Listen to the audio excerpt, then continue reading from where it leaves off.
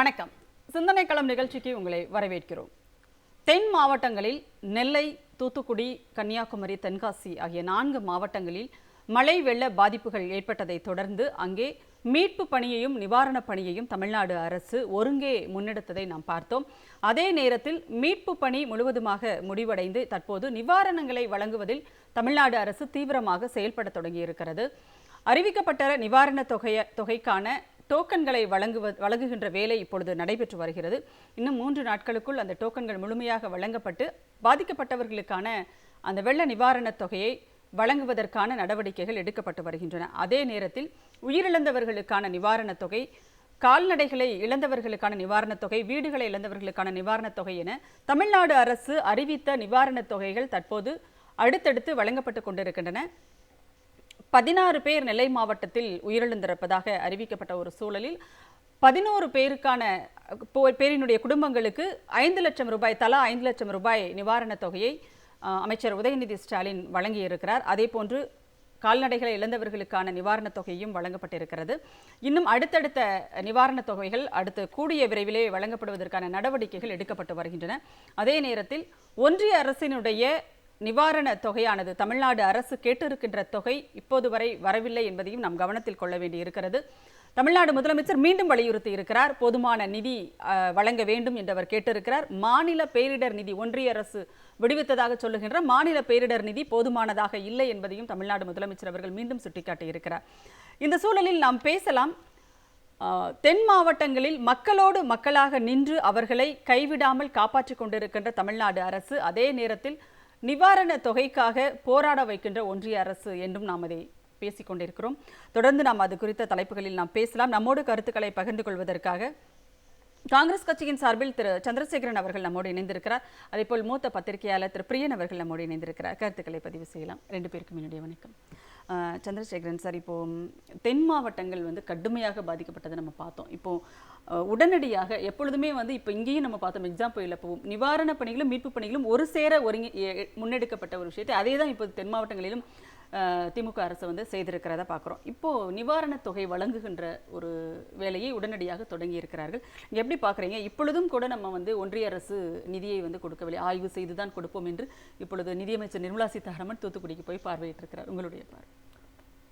அவர்கள் உண்மையிலேயே கொடுக்க மாட்டாங்க. நீங்கள் அவர்களை எதிர்பார்க்க முடியாதுன்னு தான் நான் நினைக்கிறேன். மத்திய அரசை பொறுத்த வரைக்கும் தமிழ்நாடு அரசை வஞ்சிக்கும் விதமாக தான் நடந்துக்கும். நீங்கள் அவர்கள் கொடுக்க வேண்டும். இன்னொன்று என்னென்னா, இன்னொரு விஷயத்தையும் நான் இங்கே குறிப்பிட விரும்புகிறேன். கடந்த ஆட்சியில் காங்கிரஸ் ஆட்சியையும் குறை சொல்கிறத நான் நிறைய பேர் இதில் குறை சொல்கிறது, அப்போவுமே கொடுக்கல அப்படிங்கிறத திருப்பி எல்லாரும் சொல்லிட்டு இருக்கிறத நான் பார்க்குறேன். இன்றைக்கு கூட அதிமுக பொதுச் செயலாளர்னு இந்த எடப்பாடி பழனிசாமி என்ன பேசியிருக்காருன்னா, அதிமுக இது காங்கிரஸ் ஆட்சியாக இருந்தாலும் சரி, பாஜக ஆட்சியாக இருந்தாலும் சரி, தமிழகத்துக்கு உரிய நிதியை விடுவிப்பதில்லை அப்படின்னு. இதில் என்ன நான் குறிப்பிட விரும்புகிறேன்னா, 2017க்கு பிறகு, அதாவது ஜிஎஸ்டி அறிமுகத்துக்கு பிறகு என்று 2 போர்ஷனாக நம்ம எடுத்துக்கணும். ஜிஎஸ்டி அறிமுகத்துக்கு முன்பு மாநில அரசுக்கு நிதி வசூலுக்கான அதிக பங்கு இருந்தது. அதிக வரி வசூலில் மாநில அரசின் பங்கு நிறையா இருந்தது. ஆனால் ஜிஎஸ்டி என்று எடுத்துக்கொண்டு வந்த பிறகு எல்லாவற்றையும் சென்ட்ரலைஸ்டாக அவர்கள் நிதியை வசூல் பண்ணி அதை மாநிலங்களுக்கு பிரித்து கொடுக்கின்ற ஒரு நிலைமை ஏற்படுது. அப்போ என்ன செய்கிறாங்கன்னா, அதையுமே மாநில அரசுகளுக்கு மக்கள் தொகை அடிப்படையில் கொடுக்கும் பொழுது பல விதத்தில் தமிழகம் மாதிரி மாநிலங்கள் வஞ்சிக்கப்படுகின்ற சூழ்நிலையை பார்க்குறோம். வட இந்திய மாநிலங்களுக்கு அதிக பங்கு தொகை கிடைக்கிறத பார்க்குறோம். அதே மாதிரி பேரிடர் மேலாண்மை என்று எடுத்துக்கொண்டால் அதுலேயும் நீங்கள் செஸ்ன்னு போட்டு பேரிடர் மேலாண்மை நிதியாக மத்திய அரசு வசூலிக்குது. அந்த வசூலிக்கிற நிதியில் மாநில அரசுகளுக்கு சில பங்குகள் என்று பங்குத்தொகை என்று கொடுப்பது போக மத்திய அரசு பெரும்பான்மையான 95% பங்கை மத்திய அரசு தான் வைத்துக்குது அந்த பேரிடர் மேலாண்மை நிதியிலையும். அதை வழங்கும் போது அந்த பேரிடராக நீங்கள் அன்றைக்கி அறிவிங்கன்னு தமிழக முதல்வர் கேட்கும் பொழுது, ஒரு மாநிலத்தை பேரிடராக அறிவித்தால் அதற்கு சலுகைகள் அறிவிக்கலாம். அதை அறிவிக்கும் பொழுது அந்த நிதியிலிருந்து தான் கொடுக்க போகிறாங்க. அந்த செஸ்ஸும் மாநில அரசினுடைய வரியிலிருந்து தான், பங்கிலிருந்து தான், மாநில மக்களுடைய வரியிலிருந்து தான் செல்லுது. அதை கொடுக்கறதுக்கு இவங்க என்ன தயக்கம்னு தெரியல. இரண்டாவது திருமதி நிர்மலா சீதாராமன் அவர்கள் கூட பல விதங்களில் இதை பேசினதெல்லாம் நம்ம பார்த்தோம். அவர்கள்ட்ட எதிர்பார்த்த பல கேள்விகள், ஏற்கனவே கேட்ட கேள்விகள்லாம் நம்ம எப்படி பதில் வந்துச்சு அப்படின்றதையும் நம்ம பார்த்துருக்கோம். கடந்த காலங்களில் ஹோட்டலில் சாப்பிட்ற சாப்பாட்டுக்கு ஜிஎஸ்டி வரி அதிகமாக போட்டிருக்கீங்களேன்னு கேட்டாங்க. யார் உங்களை ஹோட்டலில் சாப்பிட சொன்னாங்க அப்படின்னு கேட்டவங்க. அது மாதிரி வெங்காயம் விலை ஏறி விட்டதே என்று கேட்டதுக்கு, நான் வெங்காயம் பூண்டு சாப்பிட்றதில்ல, அதனால் எனக்கு கவலை இல்லை, அதை பற்றி விலையை பற்றி தெரியாதுன்னு சொன்னவங்க.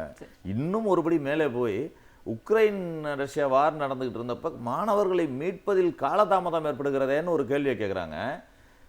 நம் நாட்டை மதிக்காமல் உக்ரைனில் சென்று படிக்கிறவர்களை நாம் தோல்லையா தூக்கிட்டு வர முடியும்னு கேட்டவங்க. இப்படி கேட்பவர்கள்னா நீங்கள் நிதி எப்படி கேட்டு சரியாக நாம் பெற முடியும் என்ற இதுவும் எனக்கு தெரியல.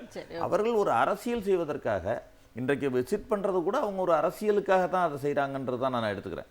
ஏன்னா தென் மாநிலங்களை குறிவைத்து இவர்கள் அங்கே இயங்குறதே பார்த்தீங்கன்னா அந்த கன்னியாகுமரி, தூத்துக்குடி, திருநெல்வேலி. அதாவது நீங்க தான் கேட்குறீங்க, ஏன் பிரதமர் பார்க்கல, ஏன் ஒன்றிய அமைச்சர்கள் வரல அப்படிங்கிறதையும் நம்ம தான் கேட்குறீங்க, நீங்க தான் கேட்குறீங்க. அப்போ இப்பொழுது ஒன்றிய அமைச்சரே வந்திருக்காரு, நிதி அமைச்சரே வந்திருக்கிறாரு, அதையும் விமர்சனம் பண்ணா எப்படி? இல்லை, வர்றதை விமர்சனம் பண்ணவே இல்லை. நம்ம இன்றைக்கு கூட மாநில அமைச்சர் கூட இருந்திருக்காரு, மாநில அரசின் அதிகாரிகள்லாம் எக்ஸ்பிளைன் பண்ணியிருக்காங்க, ஆய்வுக்கு வர அமைச்சர்கள் எல்லாரையும் ரிசீவ் பண்ணி அதற்கான மரியாதைகள்லாம் கொடுக்கப்பட்டு என்ன அது நடைமுறையோ அதெல்லாம் நடந்துக்கிட்டு தான் இருக்குது. ஆனால் ஆஃப்டர் தட் என்ன, நீங்கள் நிதியை விடுவிக்கணும்ல, வந்து பார்த்துட்டு போயிட்டு நீங்கள் குறை சொல்கிறதையும், இப்போ நீங்கள் அந்த இங்கேருந்து பாண்டிச்சேரி கவர்னராக, தெலுங்கானா கவர்னராக இருக்கிறவங்க அங்கேருந்து இதற்காக திருநெல்வேலி, தூத்துக்குடி வந்துட்டு ஒரு குறை சொல்லிட்டு போகிறாங்க மறுபடியும்.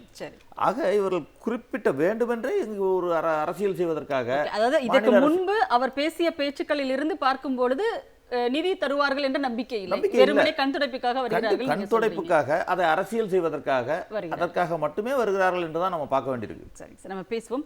நம்மோடு திமுகவினுடைய சட்டமன்ற உறுப்பினர் திரு ராஜா இணைந்திருக்கிறார், அவருடைய கருத்தையும் பதிவு செய்யலாம். சார் வணக்கம். வணக்கம் சார். வணக்கம்.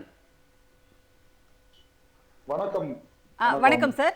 இப்போ தென் மாவட்டங்கள்ல இயல்பு நிலை திரும்பிருச்சு அப்படின்னு நம்ம சொல்லலாம். ஏன்னா மீட்பு பணிகள் எல்லாம் பெரும்பான்மையும் முடிந்து இப்போ நிவாரண பணிகள், நிவாரண உதவிகள் தொடங்கி இருக்கிறது. இந்த சூழலில் அங்கே அரசு மக்களோடு களத்தில் நிற்கிறது அப்படிங்கிறத நாடே பார்த்துட்டு தான் இருக்குது. ஒன்றிய நிதியமைச்சர் அங்கே வந்திருக்கிறார் ஆய்வு செய்வதற்காக. இன்றைக்கு தூத்துக்குடி, நெல்லை போன்ற பகுதிகளுக்கு வந்திருக்கிறார். எப்படி இருக்கு, நீங்க அந்த பகுதியில் இருக்கீங்க, சங்கரன்கோயில் தொகுதியினுடைய சட்டமன்ற உறுப்பினர் அப்படின்னு முறையில் அந்த பகுதியில் அவர்கள் மேற்கொண்ட அந்த ஆய்வு குறித்த உங்களுடைய கருத்து? இன்னைக்கு பொறுத்தளவு இந்தியாவில் உள்ள அத்தனை மாநிலங்களும் பின்பற்றக்கூடிய அளவிற்கு சிறப்பான மாண்புமிகு தமிழக முதல்வர் தளபதியார் ஆட்சியில் இருக்கிறார்.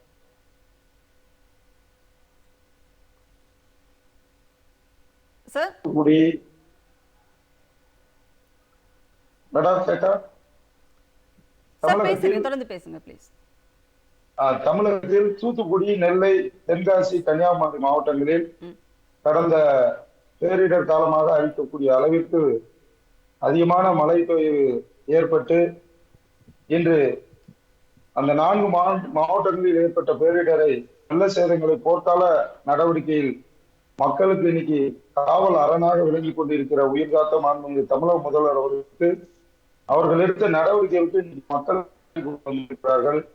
அதே சூழ்நிலையில அங்க பாதிக்கப்பட்ட மக்களை நேரில் போய் நம்ம சந்திக்கக்கூடிய சூழ்நிலை இருந்துச்சு. இப்ப எங்க தொகுதியில, எங்க மாவட்டம், தென்காசி மாவட்டத்துல எடுத்துக்கிட்டீங்கன்னா இன்னைக்கு 40 சென்டிமீட்டர் அளவு மழை பெய்திருந்தாலும் அந்த மழை பெய்த தண்ணீர் போகக்கூடிய வழித்தடங்கள் எல்லா நீருமே போய் சேரக்கூடிய இடம் தாமிரபரணி ஆறு, அந்த சிற்றாற்று மூலமாக. அதே மாதிரி குளங்கள்லாம் நிரப்பப்படாமல், அதாவது ஓராண்டுக்கு பெய்யக்கூடிய மழை ஒரே நாள்ல பெய்யுது.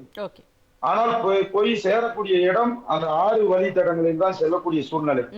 அங்கிருந்து செல்லக்கூடிய நீர் நேரடியாக தாமிரபரணி ஆற்றங்கரையில் தான் போய் இணையக்கூடிய சூழ்நிலை இருக்கு. அப்போ மொத்த தண்ணீருமே போய் சேரக்கூடிய இடமாக தூத்துக்குடி மாவட்டம் அமைந்து விட்டபடியால் அங்கு மிகுந்த அளவிற்கு தண்ணீர் ஒரு 3 நாள் மக்கள் மிகவும் கஷ்டப்படக்கூடிய சூழ்நிலை. உணவு இல்லாம எல்லாம் யாருமே உள்ள போக முடியல.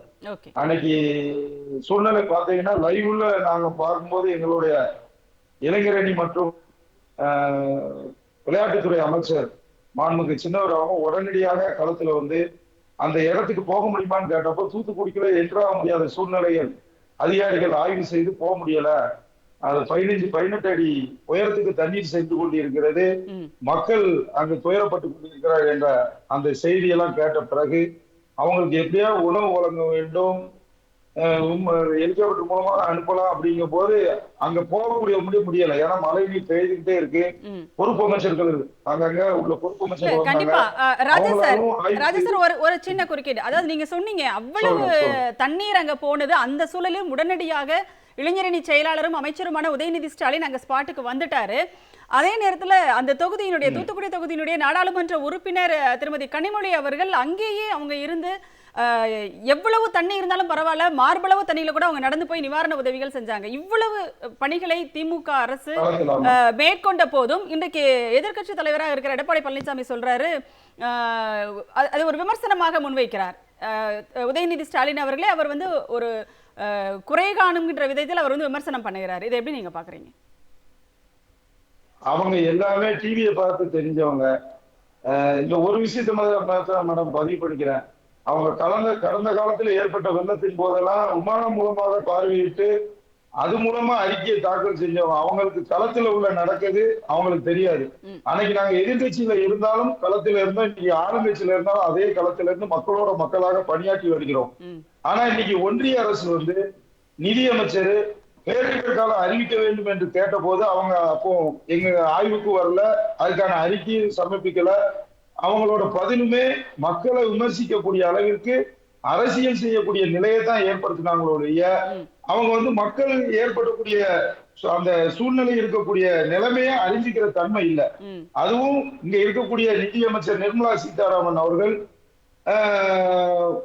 தமிழ்நாட்டில இருந்து போயிருக்காங்க என்பதை மறந்து அது நம்ம மக்கள் தான் கஷ்டப்பட்டு இருக்காங்க என்னக்கூடிய எண்ணங்கள் இல்லாமல் ஒன்றிய அரசு இன்னைக்கு மாநில அரசை வஞ்சிக்கக்கூடிய நிலையை தான் அரசியலாக பார்க்கிறார்கள் ஒழிய மக்களுக்கு ஏற்படக்கூடிய நிலையாக அவர்கள் பார்க்கவே இல்லை. இன்றும் அவர்கள் பேரிடர் காலம் அறிவிக்க வேண்டும், பேரிடர்கள் வந்து பார்க்கக்கூடிய நிலையை விட்டுட்டு இன்னைக்கு பாதி அளவு சரி செய்து இன்னும் மீதி அளவு சரி செய்து கொண்டிருக்கிற நிலையில் வந்து அவன் ரொம்ப எதற்காகவும் கேள்விக்கு பதில் எதிரும் எதிருமாக பேசிக்கொண்டு இந்த நிலைதான் இருக்கக்கூடிய நிதியை ஒதுக்கணும் அப்படிங்கிற ஒரு சின்ன பேச்சு கூட அவங்க கிட்ட வரவில்லை. அதை உடனடியாக அவர்கள் செய்ய வேண்டும் என்பதுதான் இந்த மக்களோட கோரிக்கை, மாநிலத்தோட கோரிக்கை, எங்கள் மாண்புமிகு தலைவரோட கோரிக்கை என்பதை இந்த நேரத்தில் பதிவு செய்ய விரும்புகிறேன். பிரியன் சார், இப்போ மீண்டும் தமிழ்நாடு முதலமைச்சர் வந்து வலியுறுத்தி இருக்கிறார், இந்த நிதி போதுமான நிதியை எங்களுக்கு வந்து வழங்கணும் ஒன்றிய அரசு அப்படின்னு சொல்லிட்டு. அதே நேரத்தில் ஒன்றிய அரசு விடுவித்ததாக சொல்லிட்டு இருக்கு இந்த மாநில பேரிடர் நிதி அப்படிங்கிறது போதுமானதாக இல்லை, அதனால நாங்கள் கேட்ட நிவாரண தொகையை உடனடியாக கொடுக்கணும்னு சொல்லிட்டு அதுவும் இன்றைக்கு ஒன்றிய நிதியமைச்சர் வந்து ஆய்வு செய்து கொண்டிருக்கிறார் தென் மாவட்டங்களில். இந்த நேரத்தில் இப்படி ஒரு வலியுறுத்தலை முதலமைச்சர் அவர்கள் கொடுத்திருக்கிறார். உங்களுடைய நிச்சயமாக, அதாவது பசி வந்தவனுக்கு உடனே சோறு கொடுக்கணும். ஆக்சுவலாக நீங்கள் 10 நாள் கழிச்சு அவனை பட்டினியாக இருக்க வச்சுட்டு அப்புறம் கொடுத்தீங்கன்னா அதில் எந்த விதமான பலனும் கிடையாது. அதனால் பாதிக்கப்பட்டவர்களுக்கு உடனடியான நிவாரணம் தேவை. ரெஸ்கியூ, ரிலீஃப், ரீஹாபிலிட்டேஷன் 3 ஆஸ்பெக்ட் இருக்குது. அதில் முதல்ல மக்களை மீட்கணும், மீட்டு வந்து அவங்களுக்கு வந்து நிவாரணம் கொடுக்கணும். நிவாரணம் கொடுத்து அவங்கள மறுபடியும் குடியமர்த்தல் அல்லது அவங்க எந்த இடத்துல இருந்தாங்களோ அவங்க செட்டில் பண்ண அவங்கள போயிட்டு அதுக்கேற்ற ஏற்பாடுகள் பண்ணணும். இதுதான் வந்து இந்த ஆப்ரேஷன்ஸோட அடிப்படையான தத்துவம். ஆக்சுவலாக வந்து அது பண்ணும்பொழுது நிறையா நிவாரண தொகை நிறையா செலவழிக்க வேண்டியிருக்கும். ஸோ இவங்க கொடுக்குற அந்த பேரிடர் ஸ்டேட் டிசாஸ்டர் ரெஸ்பான்ஸ் ஃபண்டுன்னு சொல்கிறாங்க இல்லையா, அதில் 2 இன்ஸ்டால்மெண்ட் 950 கோடி ரூபா கொடுத்துருக்காங்க. அதில் வந்து சில வெள்ளத்தடுப்பு பணிகள் போன்ற சில குறிப்பிட்ட வகைகளுக்கான விஷயங்களும் அதில் அடக்கம். அந்த ஹெட்லேருந்து நீங்கள் மாற்றி செலவழிக்க முடியாது ஆக்சுவலாக. அதனால் அதை வந்து அதுக்கு தான் செலவழிக்க முடியும். ஆனால் அதுக்கப்புறம் வந்து ஒரு பேரிடர் நடந்த பிறகு நீங்கள் பார்த்தீங்கன்னா மக்களை மீட்கிற பணிகளாகட்டும், அப்புறம் அவங்கள வந்து குடியமர்த்துகிற பணிகளாகட்டும், நிவாரணம் கொடுக்குற விஷயங்களாகட்டும், சாலைகளை சீரமைக்கிறதாகட்டும், மின் கம்பங்களை சீரமைக்கிறது, இப்போ இடிந்த கட்டிடங்கள், பொது கட்டிடங்களை கட்டுவது என்று தொடர்ந்து செலவுகள் இருந்து கொண்டே இருக்குது. அப்போ மக்களுக்கு வந்து இம்மிடியட்டாக நிவாரணம் என்ன கொடுக்கறது, இந்த மாதிரி விஷயங்களை, கட்டிடங்கள் போன்ற விஷயங்கள், மின்சார விஷயங்கள் எப்படி செய்யப்படும், இதுக்கெல்லாம் பணம் எப்படி செலவழிப்பாங்க? இதெல்லாம் இதுவரையும் சென்னை 4 மாவட்டங்களில் சுற்றி பார்த்துட்டு போன குழு இதுவரையும் ஃபண்ட்ஸ் ரிலீஸ் பண்ணலை. 15 நாளைக்கு மேலே இருந்துங்க. அப்போ என்ன பண்ணுறாங்க மத்திய அரசு? இதோட அர்ஜென்சி அவங்களுக்கு தெரியாதா? இங்கேருந்து வெறும் பார்த்துட்டு போயிட்டு 15 நாள் சும்மா இருப்பாங்க. நேற்று தான் பிரதமர் வந்து முதல்வர்கிட்ட பேசியிருக்கார். சரி, ஓகே, வெல் அண்ட் குட், உங்களுக்கு தமிழ்நாட்டில் ஏதோ அரசியல் ரீதியாக கால் பதிக்கணும்னு நீங்கள் உங்கள் அக்கறையை காமிக்கிறீங்கன்னு நமக்கு புரியுது. ஆனால் நீங்கள் 15 நாளில் ஃபண்ட்ஸ் ரிலீஸ் பண்ண இருக்கீங்க. இன்றைக்கி எந்த முகத்தோடு நிர்மலா சீதாராமன் தூத்துக்குடிக்கு போகிறாருங்க? இங்கே ஒரு பைசா ஃபண்ட்ஸ் ரிலீஸ் பண்ணாத நீ ஏன் போகிற? அண்ணாமலை கேட்குறாரு, உங்கள்கிட்ட ஏற்கனவே ஃபண்ட்ஸ் இருக்குது அப்படின்றாரு. உங்கள்கிட்ட 1400 கோடி ஃபண்ட்ஸ், எங்ககிட்ட ஸ்டேட் கவர்மெண்ட்டிட்ட ஃபண்ட்ஸ் இல்லாத என்ன பிச்சை தெருவில் அலைஞ்சிருக்கோம். ஸ்டேட் கவர்மெண்ட்டில் ஃபண்ட்ஸ் இருக்கும், பட் இந்த குறிப்பிட்ட விஷயத்துக்காக நீங்கள் கொடுக்க வேண்டிய கட்டாயத்தில் இருக்கீங்களா? ஒரு பேரிடர் நடந்திருக்குன்னா நீங்கள் ஃபண்ட்ஸ் ரிலீஸ் பண்ண வேண்டிய கட்டாயம் உங்களுக்கு இருக்கு இல்லையா? உங்களுக்கு எங்ககிட்டேருந்து வசூல் பண்ணுறீங்க இல்லையா? நீங்கள் எந்த முகத்தோட நீங்கள் தூத்துக்குடியில் போய் மக்களை சந்திக்கிறீங்க? அதுவும் அவங்க வந்து இது பேரிடரெல்லாம் அறிவிக்க முடியாது அப்படின்னு சொன்னாங்க. ஆனால் இப்போ வந்து பேரிடரை பார்வையிட வருகிறார். அங்கே ஒரு 4 பிஜேபி ஆட்களை செட் பண்ணி மந்திரிகள் இங்கே யாரும் வரலன்னு ஒரு செட்டப் பண்ணி அது ஒரு ட்ராமா வேறு பண்ணுவாங்க. நாளைக்கு செய்தி நீங்கள் பார்க்கலாம். அது மாதிரி பண்ணுறது தான் வந்திருக்காங்க ஆக்சுவலாக. அவங்க பாயிண்ட் என்னென்னா வந்து நீங்கள் ஒரு பைசா கூட ரிலீஸ் பண்ணாத இந்த மக்களை சந்திக்க எந்த முகத்தோடு நீங்கள் இங்கே வந்தீங்க? நீங்கள் மக்களை சந்திக்காத எம்பி ஆகலாம், மந்திரி ஆகலாம், எல்லாம் ஆகலாம்.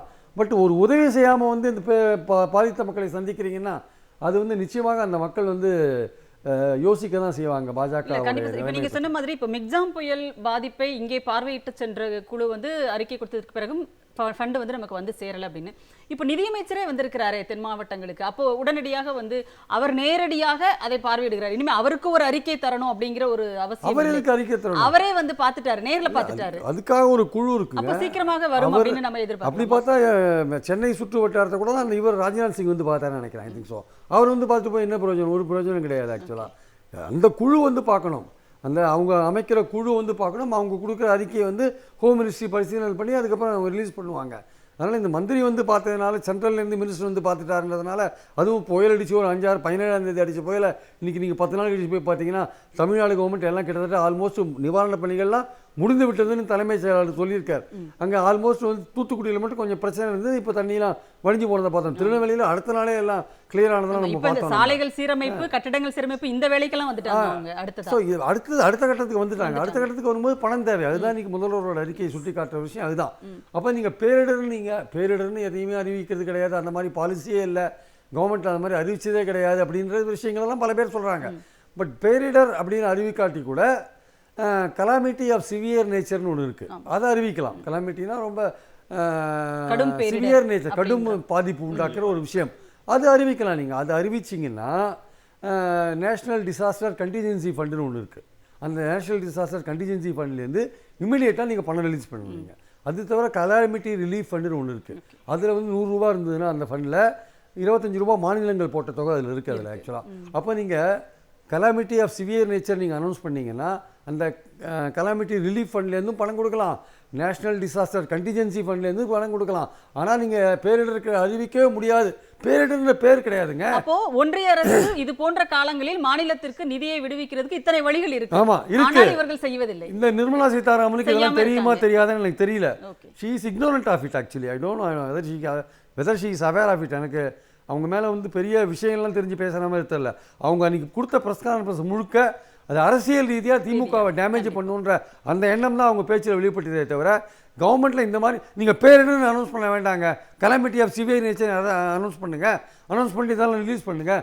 அப்போது ஸ்டேட் கவர்மெண்ட் வந்து சென்டருக்கு கொடுக்க வேண்டிய லோன்ஸ் எல்லாம் ரீபே பண்ணுறதுக்கு கால நிர்ணயம் கொஞ்சம் எக்ஸ்டெண்ட் பண்ணலாம்.